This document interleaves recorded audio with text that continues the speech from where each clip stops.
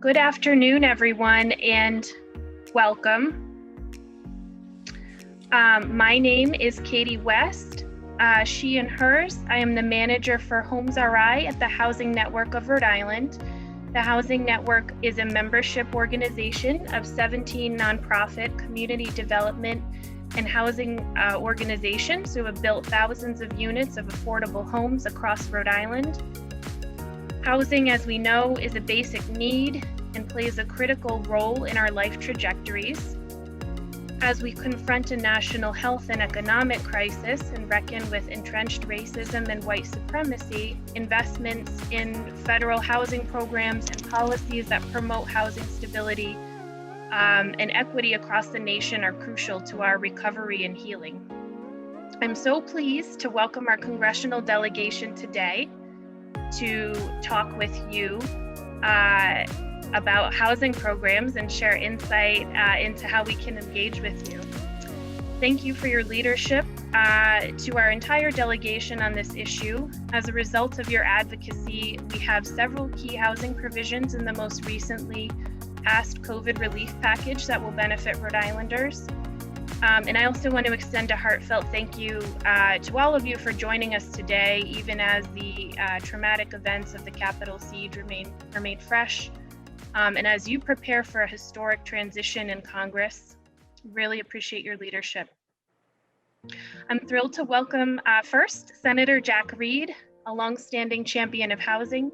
Senator Reed serves on several key committees, including the Senate Appropriations Committee, and is the ranking member of the Appropriations Subcommittee on Transportation, Housing, and Urban Development. He's leveraged millions in support for housing and homeless services in Rhode Island and was recently appointed chair of the Senate Armed Services Committee. Next, I want to welcome and thank you, Senator Whitehouse, for joining us. Senator Whitehouse, we know, is a former Rhode Island Attorney General and advocate for healthcare, climate, and the environment, and also serves on numerous committees, including the Judiciary. And Senator, if you don't mind, you've been a force to be reckoned with. And certainly Senator Whitehouse you've joined your colleague, Senator Reed, in securing millions in support for housing. So thank you for being here. Next, I'm proud to introduce my representative in Congress, Congressman Jim Langevin. Congressman Langevin represents Rhode Island's 2nd Congressional District. I live here in Warwick.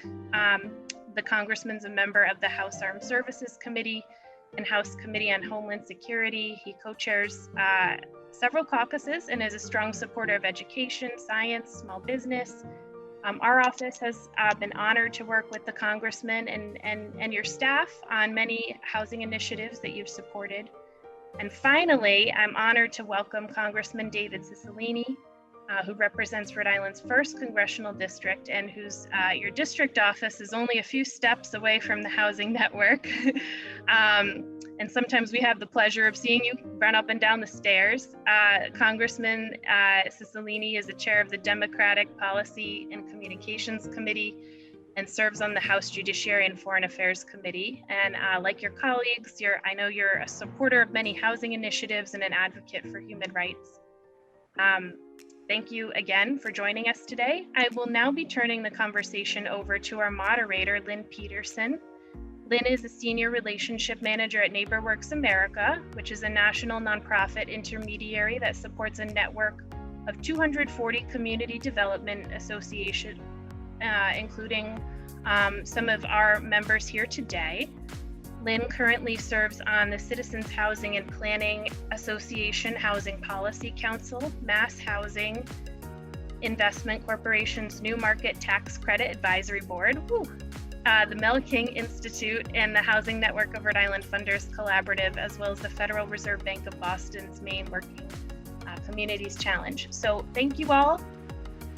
We're excited to get started and dive into this conversation.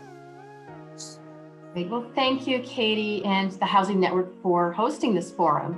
I am really pleased to be invited to moderate this panel of local experts and congressional delegates. I first really want to give a sincere thanks to the senators and representatives for their support in NeighborWorks America. We are a congressionally chartered and funded organization. Just to briefly explain the rules for today, we are not using the chat function, but we do have a Q&A button. If members of the audience want to pose a question, you can put it there. We most likely won't get to the questions today, but Housing Network will compile them for future follow-up. The way it's going to work is each of the panelists will describe their organization and then pose a question. And I will call on one of the senators or representatives to first answer the question. This way we can make sure we hear from all four of you. After that, if others from the delegates want to also chime in, that is fine too. We hope to hear from everybody. So now is our panelists. Joe Garlick is the Executive Director of NeighborWorks Blackstone River Valley in Woonsocket. Colin Penny is the Executive Director of the South County Habitat for Humanity. Tiffany Robles is a Rhode Island resident and advocate. And Maria Carvalho is Executive Director of West Elmwood Housing Development Corporation. So the first question will be posed by Joe Garlick. And Joe, please feel free to talk a little bit about NeighborWorks Blackstone River Valley. Sure. We're a nonprofit community development corporation that is based in Woonsocket, and we serve communities in northern Rhode Island and throughout the Blackstone River Valley. Our core program is affordable housing development, and we do both home ownership and apartments.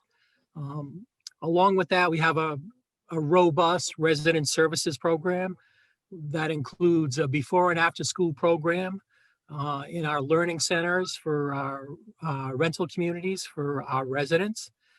We offer eviction prevention and credit building programs.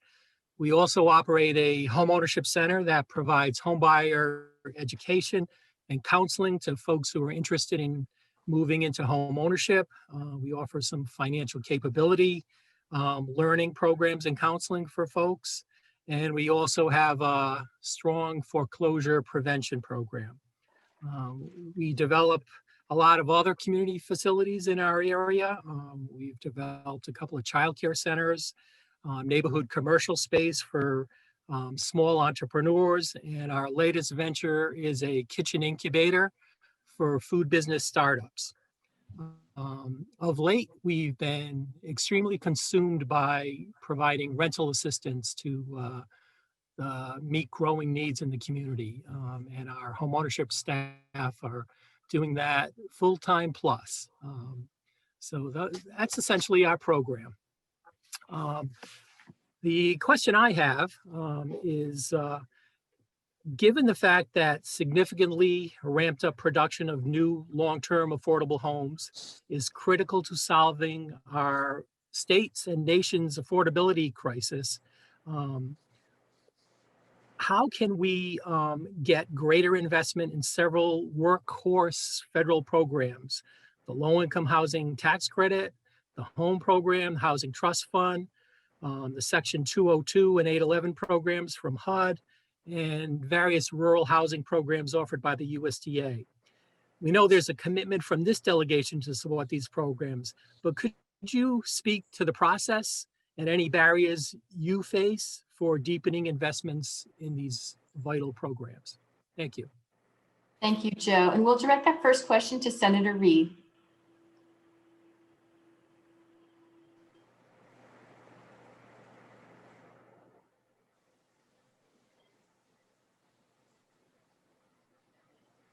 Senator, I think you are on mute.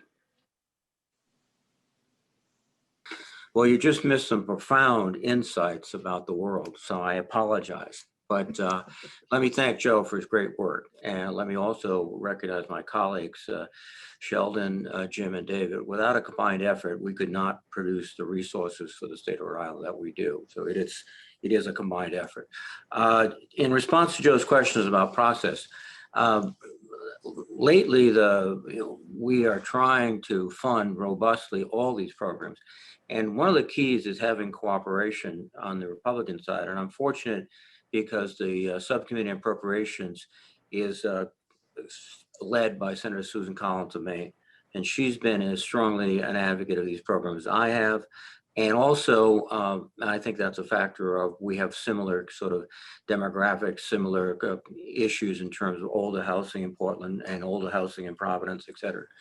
One of our basic obstacles, and this is affects everything we do, is how much money we have. And that's decided by the allocation we get. But we've been very aggressive. In fact, for example, last budget we just passed a few weeks ago, we included $62 million extra in elderly housing, the elderly housing program, for a total of $855 million. And that would be new constructions and repairs. So we've made a significant investment last year. We hope we can do it going forward. One of the programs that Joe mentioned was a housing trust fund. I created that in 2008, 09, whatever. And that provides Rhode Island $3 million a year for affordable housing. So we're going to try to keep those programs going. And I think Senator Collins will be supportive. And our dilemma is, what's the top line? Thank you. Thank you. Senator Whitehouse, do you have anything to add? Jack covered it very, very well. We can, I think, move on to other questions. Would Representative Langevin or Cicilline want to add anything further? I agree. Jack covered a lot of ground there. I'll just add in that obviously low income tax credit is an important tool for increasing our stocks of affordable housing. And I was glad to see the minimum LIHTC rate included in the most recent COVID relief package. It's going to be incredibly helpful in tackling this problem. This legislation set the floor for the rehabilitation tax credit at 4%, but there are other improvements that can be made to this program. So I'm excited by the fact that we now have an administration that has compassion for people trying to climb the economic ladder, and it's going to do a great deal, I know, working with Congress to make sure that we're passing and enacting policies that are going to have the kind of deep impact that we want to have, both for expanding affordable housing, but also increasing economic opportunity for a whole range of people in various income scales. So this is going to be a new day in America that I'm really deeply excited about. Great, thank you. So now I'll introduce Colin Penny. Colin, you can talk a little bit about South County Habitat. Yeah, absolutely. Good afternoon, everybody. My name is Colin Penny, and I'm the Executive Director for South County Habitat for Humanity. First wanted to thank the entire delegation. I'm a relatively new transplant to Rhode Island, so having a delegation that's so supportive of different housing programs is great. For us, just in the past 2 months, we were able to partner with USDA to sell 2 homes through the 502 loan program. We were able to actually bring a new staff member on just this week through Section 4 appropriations for capacity build, and Habitat affiliates across the country are very appreciative of SHOP, home, CDBG, all those programs. Here in South County, Habitat for Humanity is focused on primarily home ownership. We do not enter the realm. There are a lot of great organizations that work for that. So we focus on home ownership. Habitat is not a handout. All of our families do purchase the homes. They are with us for usually 18 to 20 months doing home ownership classes, budget help, home maintenance, lawnmower repair, whatever the case might be, to get them ready for that transition from long-time rental to home ownership. And then at the end, they do get that opportunity to purchase the home at no profit to Habitat for Humanity. And it works very similar throughout the country at over 1,400 affiliates that we have.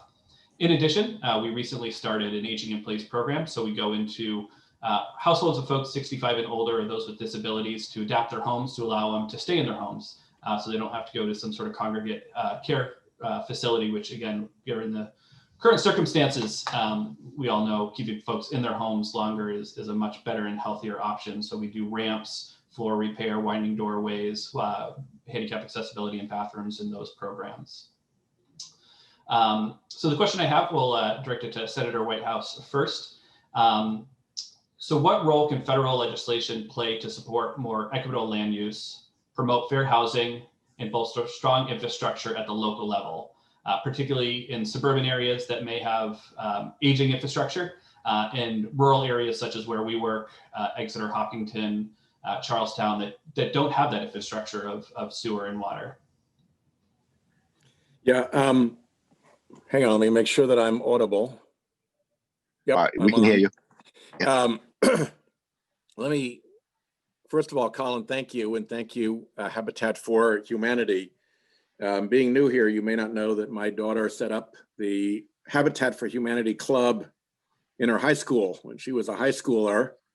And my more or less ineffectual job was to be the chauffeur for her and the friends that she rounded up to take them out to the Habitat for Humanity sites and then pick them up when they were done after a day of hammering and carrying and everything else. What was his name? Gunter, German name, who ran the Habitat program in Providence then. Anyway, yeah, exactly. So you've got me at hello on Habitat.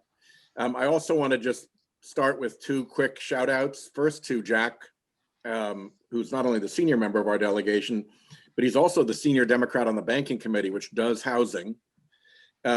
He does not chair it because he chooses to choose the Armed Services Committee, which is a former Army Ranger we can all understand and appreciate. But it does put him really at the top of housing issues in the Senate. And as a result, I think he's won pretty much every housing award that every housing organization has to offer. So we really have a superb leader at the top of our delegation in Jack. And then just a quick shout out to David. We're going to see him in action in the next few days. But having authored the resolution of impeachment and being a manager to present it to the Senate, I think will be a great opportunity for America to see the skills that we all know David brings to his job. So that's my array of thank yous and recognitions. I think the more you get into these details of what are ultimately local considerations, the more complex it gets for the federal government to try to deal with them individually. I do think that, as Jack pointed out, a lot of these problems are solved when there's more money to use in these programs and to get the hookups and to deal with the siting issues and to make sure that, you know, there's a proper presentation made to city councils and all of that. I also think that there has been some degree, at least, of pretext in some of these denials, and that whether it's for reasons of trying to keep low-income people or people of color out of communities, the results have not always been fair, let's put it that way. I think with HUD Secretary Fudge in charge, with the enormous focus of the Biden administration on equity, particularly in economic areas like access to housing, you're going to see a far, far, far more aggressive approach to problems of siting and of access that have an economic justice component to them. So I think both from a policy and from an enforcement point of view, that's really the strongest place where the federal government can come in. And I was highly skeptical of HUD through the Trump administration. I am not highly skeptical of Representative Fudge. Jim and David know her a lot better and can, you know, vouch with more personal contact for her. But from everything that I know and have heard, she is going to be a very powerful, effective, and economic justice minded secretary. So I'll leave it at that. Thank you. Would any of the other delegates like to add to that response? I'd just like to add quickly. First, thank you, Sheldon, for your nice shout out. The thing I would add is just 2 points. One is there's actually a really good piece of legislation we passed out of the Congress, out of the House in the last Congress that I hope will move forward in this Congress, called Yes in My Backyard, that really addresses all of the issues, Colin, that you spoke about, and encourages CDBG grantees to implement anti-discriminatory land use policies to facilitate production of affordable housing. So I think that's a good statutory approach to it. Second thing is that, you know, we have to really think about, and I know we all do on this call, housing as part of our infrastructure work. And I think you will see I know you will see a major infrastructure bill. It's a priority of the incoming administration. We passed a big infrastructure bill out of the House. Now we have a Democratic Senate. So I think you will see, and as Sheldon is obviously on that committee in the Senate, a big, significant infrastructure bill that hopefully will have a very substantial housing component to it. Yeah, and I'll just add that certainly I completely agree on the infrastructure part of it, especially through laws like the Water Resources Development Act or WARD of 2020. Congress and the federal government are able to improve now water infrastructure in non-urban communities, making them more able to support affordable housing options. For example, Water 2020 created the pilot programs that begin addressing flood and storm drainage reduction in rural and economically disadvantaged communities, and a specific funding stream for water infrastructure projects in small or disadvantaged communities. So completely agree there. Proud to support that along with David. And because while zoning and land use regulations are typically determined at the local level, the federal government does have some levers that it can pull to influence local policy. And in particular through the Department of Housing and Urban Development. Thrilled that Marcia Fudge is going to be our new Secretary of HUD. She's going to do an outstanding job and understands the challenges that are faced, where the real impact will be investing the right dollars and policies and the areas to expand affordable housing opportunities. So, and you know, may communities receive federal funding that could be conditioned on the adoption of regulations that promote greater and more equitable access to housing. Again, but you know, a lot of these the funding streams are blunt instruments, and specific changes by state and local governments will be needed to reform zoning and land use regulations, and then the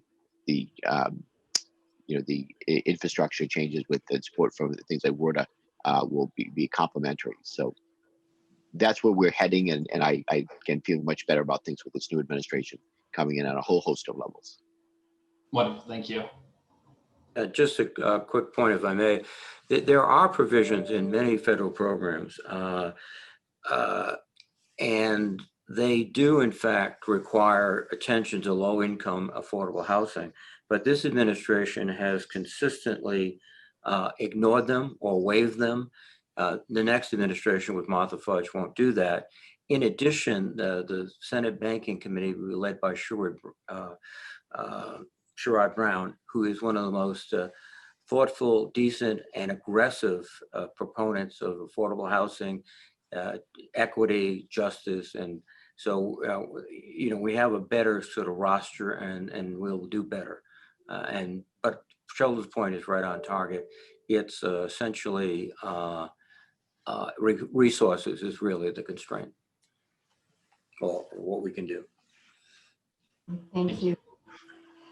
Well, we'll next hear from Tiffany Robles. Tiffany, can you just introduce yourself and ask your first question, which will be going to Congressman Cicilline. Sure. Blessings, everyone. I am Tiffany Robles, mother of four, receiving a Section 8 voucher in the Elmwood area of Providence, Rhode Island.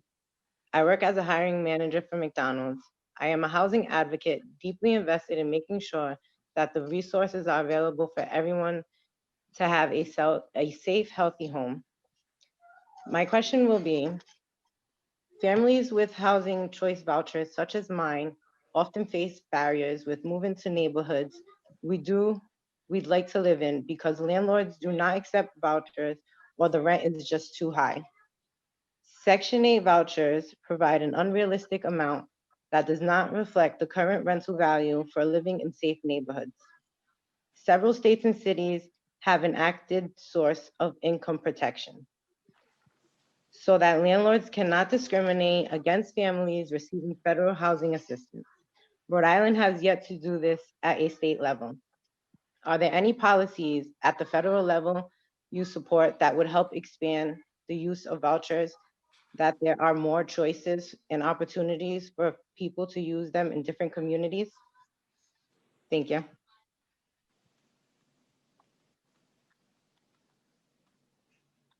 Thank you. And that question is, we'll start with Congressman Cicilline. Great, thank you. Thank you, Tiffany, and thank you for having the best background on this Zoom. But I just want to say at the outset that I think, we face a tremendous housing crisis in our state and in this country.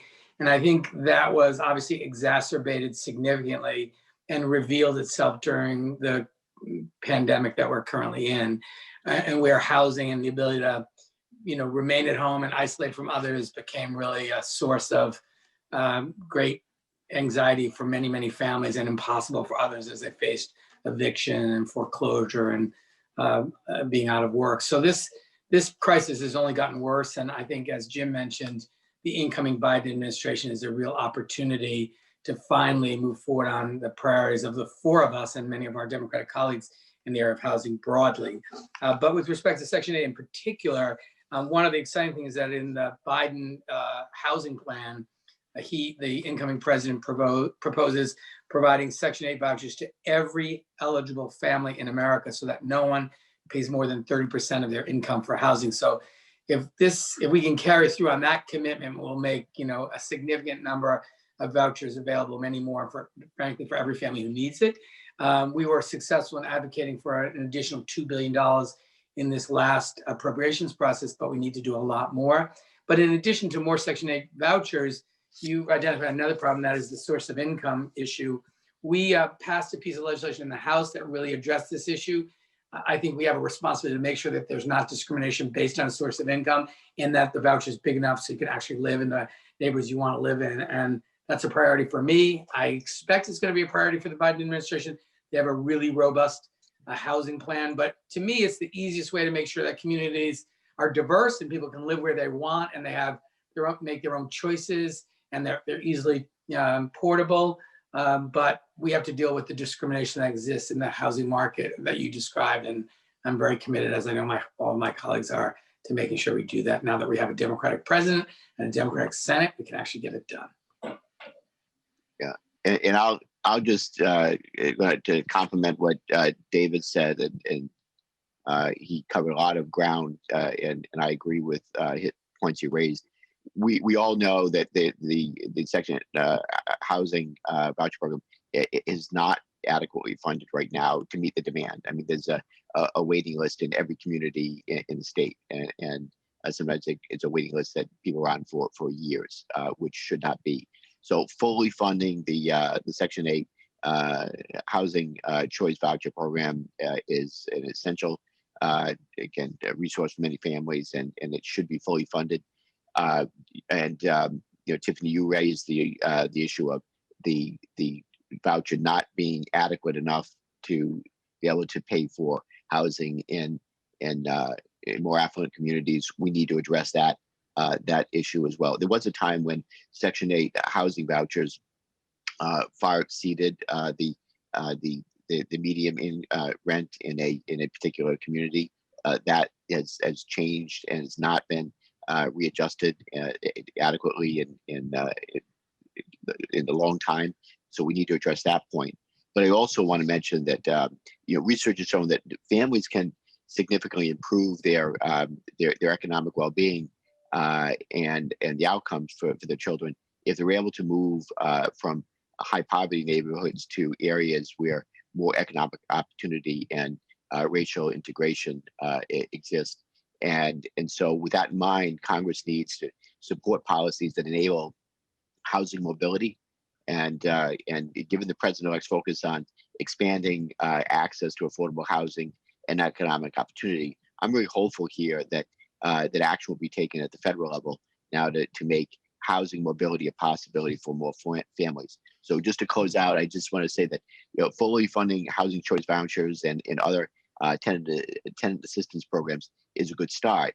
But I think families often need access to more tools, such as housing search assistance, to successfully transition to areas where they prefer to live, and not just confined to small areas where the voucher might be adequate in that area, but not where they per se would like to live.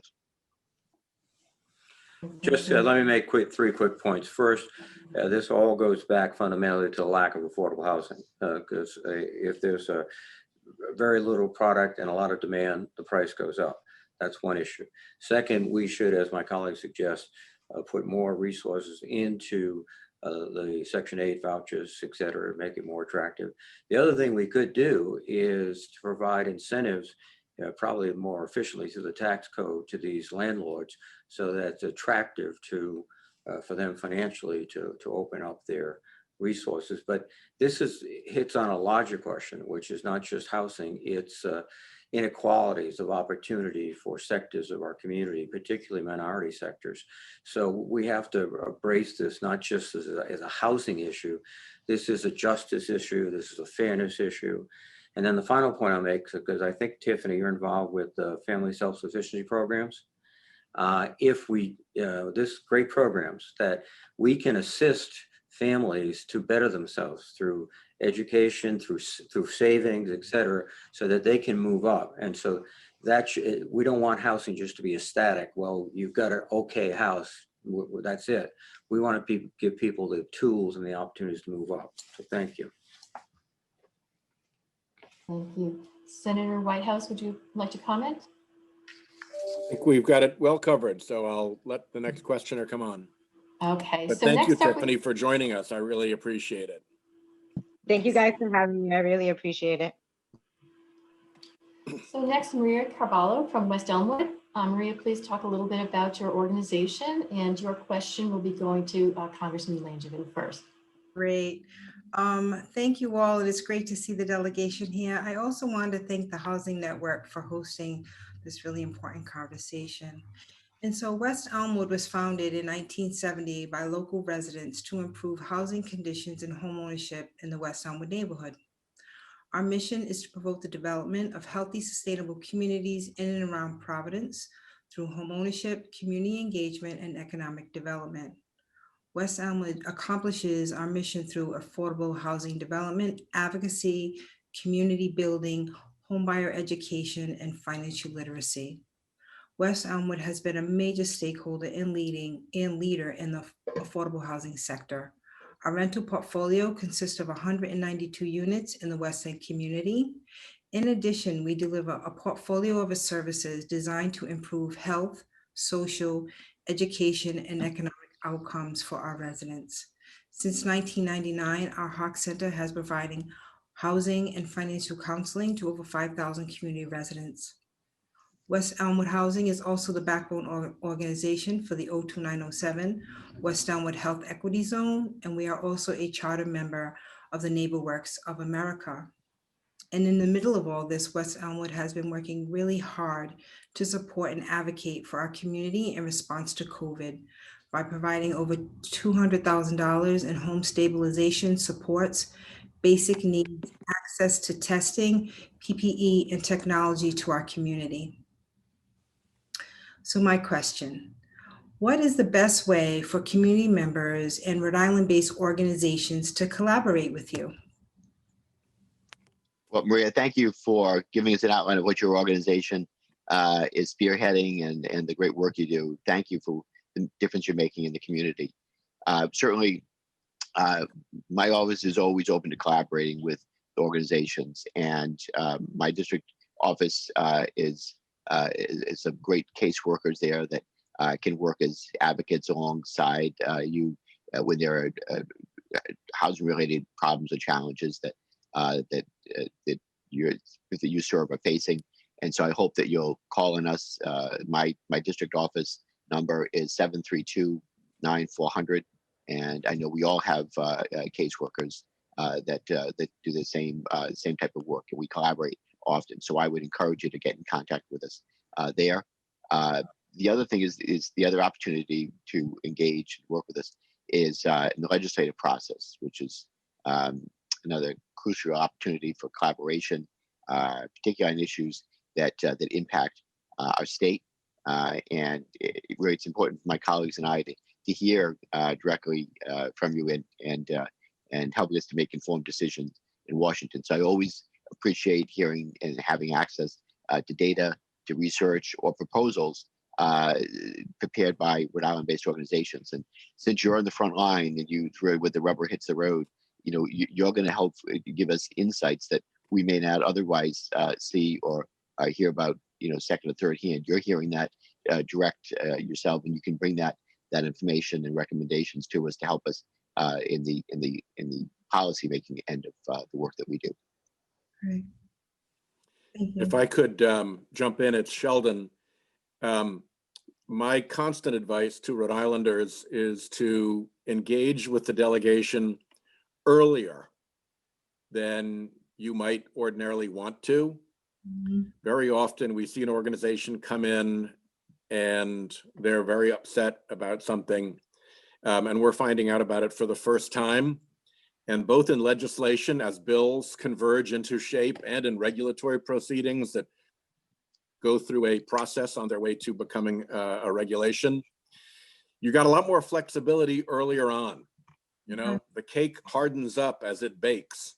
And the sooner we can find out what your concerns are, the sooner we can push them into the mix and make sure that they're baked into the cake. And not one of us has a person working for us who objects to being reached out to too soon. And particularly with senators, Rhode Islanders enjoy an unusually high constituent to senator ratio compared to people in New York or California or wherever. So please take advantage of it. Please lean in. If nothing else, we want the feedback about how our programs are going. And if I wanted to flag a particular thing, it's in the last big COVID bill, we got, Jack, $25 billion for rental assistance. And I think Rhode Island gets about 200 million of that. And it's going to come through state and local government. So those of you who are the advocates and implementers of these programs, we're really interested in hearing from you, your quick feedback on how the state and the local folks are taking advantage of that 200 million and supporting you in your work, because we can be a part of that conversation. So in a nutshell, don't be shy. Come in early. Thank you. Great, thank you. Representative Cicilline, would you like to comment on how to best approach you in your office? The same as my colleagues have mentioned, just be in touch with us directly. The Housing Network folks are right down the hall. But I think Sheldon's point is a really important one. It is very often the case we get contacted the day of the vote or the day the bill is going to pass. And it's really too late in the process to have any meaningful success in kind of intervening at that point. So the sooner you be hearing from colleagues about some issue, the sooner you can let us know about that, the more chances we'll have it being successful at achieving the result we all want. So just call us, call our staffs. We work for you and are ready, willing, and able to do whatever we can to support your excellent work. Great. Thank you so much. I'll just rephrase what my colleague said so well, which is don't assume we know what you know. And I think that happens sometimes. Oh, they must be aware of this critical issue. We have so many things that are coming over the transom, as they say. When there's something you think is important that we should know, don't assume we know it. Tell us, reach out, call. It goes to Sheldon's and David and Jim's point about the earlier we engage, the better outcome we have. Okay, thank you very much. So I actually have the last question. COVID has created an urgent challenge to housing access and affordability, and a likely long-term impact on real estate. With everything facing our nation today, how do you anticipate the ability to meet immediate needs and to take a long-term view of policies regarding homeownership, interest rates, banking, taxes, etc.? That's a big one. I think I'll start with Senator Reid. Well, I mean, as Sheldon pointed out just a few weeks ago, we passed $25 billion in emergency rental assistance. And thanks to the small state policy, Rhode Island received $200 million, which is much larger per capita than most states in the United States. But that is just a down payment, we're really, in terms of what we see ahead of us. Because for many renters, they've been unable to pay their rent for months, putting pressure on small landlords, foreclosure pressure. So we're going to get this money out. The state will do that. But we have to be prepared for another round, I think, of rental assistance. The last thing we want to see is we come out, we beat COVID, but millions of Americans have lost their homes. That would not be a successful conclusion to this crisis. So we do have to produce, one, more affordable housing, two, more rental support for our citizens. And if we do that, I think we'll come out of this economic crisis much, much stronger. The danger we face right now is not enough, and that's what we did in 2009. We put in significant money, about $1 trillion, but if we don't go in higher, we would have come out of the recession faster. We would have seen more productivity, more income, more resources, et cetera. And, that's what I think, not only myself, but folks, the analysts on Wall Street are saying the same thing. And just the final point, we talk about rental assistance. We also need foreclosure assistance because there are many individual families who are in danger of losing their homes. And also there's a small landlord, I should say, who has 2 or 3 apartments or 5 apartments, et cetera, and they're not getting rent and they're on the verge of foreclosure. They're not multi-million-dollar corporations. They're, neighborhood people, and we have to help them. Can I jump in and ask a favor from all of you that tags onto something that Jack just pointed out? There's a lot of housing in Rhode Island that is landlord owned and renter occupied, and the utility bills are paid by the renter. So as we try to, in a big infrastructure package, develop solar and efficiency investments for homes, we very often bump into the problem that the landlord who owns the property has no interest in investing in those things because the tenant is paying the bill. And the tenant has no interest in investing in those things because it improves the landlord's property and not their own. So any ideas that the housing community has for ways to fix that as we deal with our next big infrastructure bill, and particularly green infrastructure bills, your thoughts on that would be really, really valuable. I think Rhode Island has the chance to show a lot of leadership in this space. And so please make that a request from me, if you would. Thank you. Representative Cicilline? I'd say first and foremost, we have to deal with the short-term challenge, and that's the extension of the eviction moratorium, additional rental assistance, additional mortgage assistance, and then plussing up the accounts for all of the affordable housing programs and ensuring that we include in a serious way the production of housing in our infrastructure bill, because I think this is going to remain a big challenge for us, both in the short term and the long term, and we've just got to invest much more money and make it easier for, as Senator Reed said, create more units so we meet the demand that we know exists currently and is going to continue to exist. Yeah, it does come down to those resources. We invest in resources to help build more affordable housing and create policies that incentivize creating more affordable housing. You bring finally equilibrium between supply and demand. We do not have equilibrium by any stretch of the imagination right now. So I'm pleased that there was funding in there, of course, for the rental assistance program, as Jack has outlined and helped to champion, and as well as there's also the $5 billion in there for struggling renters to help trying to pay their utilities.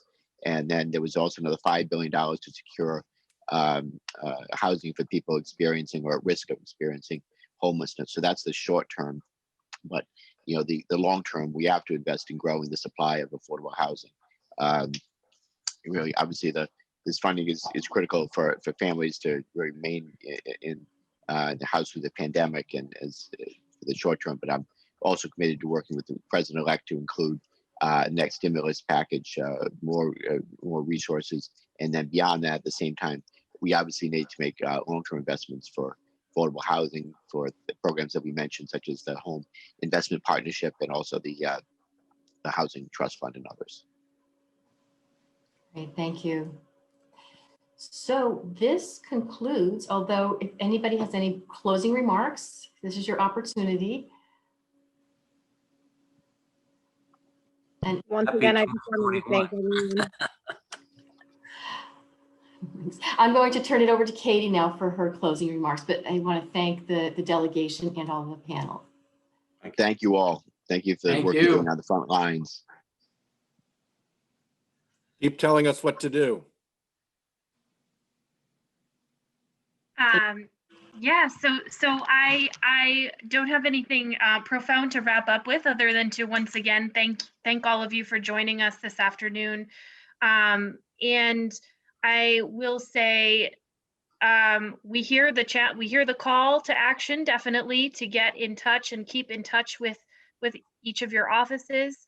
And for folks that are on the webinar and watching, the Housing Network is happy to help if you've never reached out to your congressperson before and want to do that. We're happy to assist, but I think all of our delegation has very clearly stated that they welcome this constituent engagement, and we're fortunate again to be in Rhode Island where everyone is accessible and able to kind of engage on these different topics. I will also just put a plug in for something that's happening at the state level, which is a housing bond. We will be having a special election on March 2nd. And one of the questions, there's a number of investment opportunities that will be asked of Rhode Islanders, but there will be a question 3 related to affordable housing and community revitalization. You can learn more about that at homesri.org. And I would, like to thank the Housing Network staff and our members for helping prepare this webinar today, and our membership for the work that you all do to provide affordable housing to Rhode Islanders. Of course, we couldn't do that without the number of federal programs and investments. So once again, many thanks, Senator Reid, Senator Whitehouse, Representative Langevin, and Representative Cicilline for the work that you're doing in Congress. And good luck in the days ahead. Thank you. A lot going on. Thank you very much. Thank you for having us. Thank you. Great discussion today. Keep up Thank the great you. work. Thank you. You.